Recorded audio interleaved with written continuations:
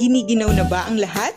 Heto nga at papunta kami ngayon sa isang lugar dito sa Tagaytay kung saan may unlimited hotpot.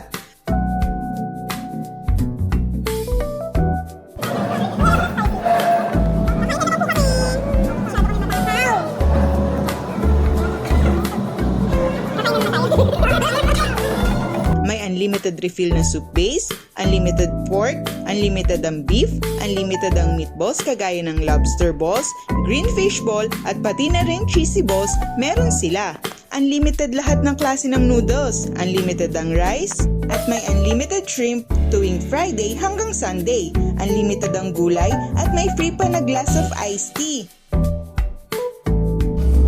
Kaya ano pang hinihintay nyo? Tara, kainan na!